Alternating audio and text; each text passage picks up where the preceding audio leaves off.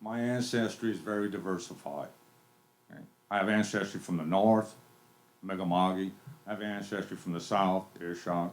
I have French ancestry. I have Irish ancestry. I have Scottish ancestry. I have German ancestry. According to these guidelines, if I were to have a child, tribal courts at a whim can take that child under ownership.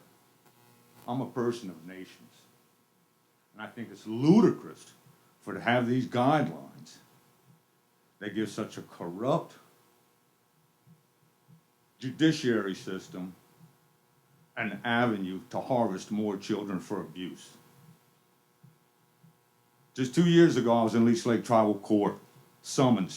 I gave a reply in writing. I showed up, I was denied to even enter that court. Court proceedings proceeded.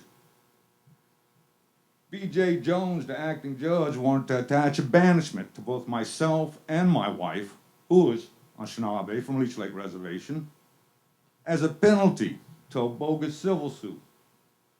I didn't even have a voice in the court. Everything she presented, they chunked out the door.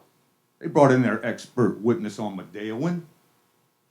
My wife was raised by her grandmother. Like she needs some academic grandpapa of her spirituality dictating to her tradition. You know, what's occurring right here is ludicrous. And when we look back at the history of our people, we enslaved one another. We stripped one another of our ceremonial rights. We stripped one another of our languages. So this is nothing new that's occurring with the onslaught of people from Europe on this continent.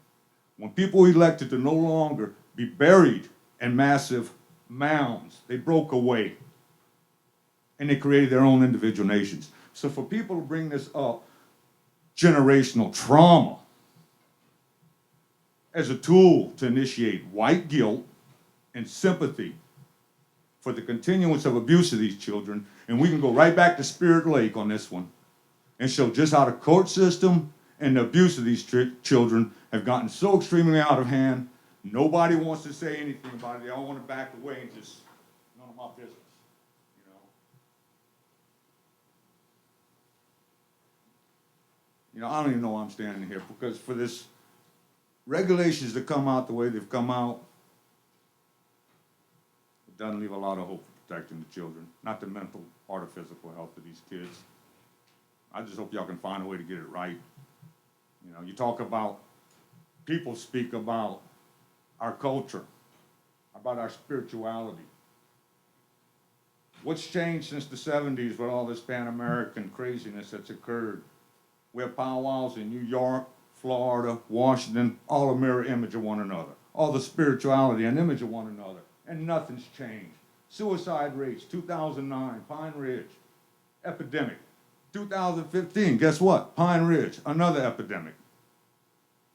What's changed on the foundation of these cultural traits and the spirituality that's been in place since the 70s? Nothing. You want to know a secret? Nothing's going to change.